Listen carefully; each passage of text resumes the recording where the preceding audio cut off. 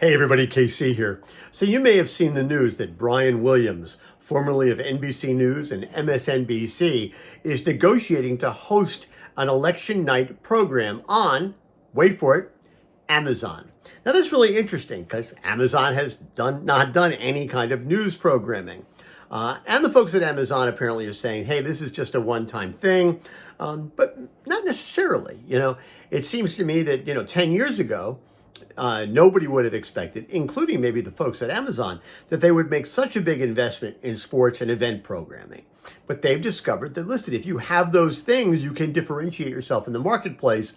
And that's one of the ways that you compete with other streamers. You have to have programming that nobody else has. Now, that doesn't necessarily work when it comes to the election night coverage, right? Because pretty much everybody and their brother is going to be covering the elections. It's a presidential election year. And, you may have seen there's some interest in that. But I do think that it's an interesting opportunity for Amazon to test the waters and to see if they and Brian Williams and whoever else they're going to get, could they come up with a new paradigm? Can they bring something to the mix that nobody else is bringing? And maybe it's some combination of digital and print, and television and online. There's a lot of different things they can do because they have a lot of different kinds of resources at their disposal. Now, they're not necessarily going to be a lot of correspondence that they're going to be able to get because a lot of correspondents already have those kinds of contracts with existing cable and broadcast news networks. But there's a lot of people out there they can get who will be willing to come on to talk about the election.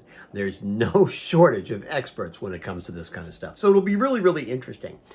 And down the road, it seems to me, it would be interesting to see if Amazon says, hey, listen, maybe there's something we can do here. Maybe we acquire some sort of news gathering organization. I'm thinking like Axios or Politico to add to their mix, and they can do something different there. There's always rumors about CNN being available for sale, that Warner just doesn't want to have it anymore. It's expensive. Maybe that's something that Amazon could do. And it doesn't necessarily raise FTC problems because they're not really in that business to this point. So, maybe they could figure out ways that they could kind of get a presence in terms of both national and local news that will allow them to further do what I've always talked about, which is be inextricably intertwined with every factor of our lives. And here's the other thing. You can generate ads. You can drive advertising. You can provide value added to people who are already advertising on Amazon.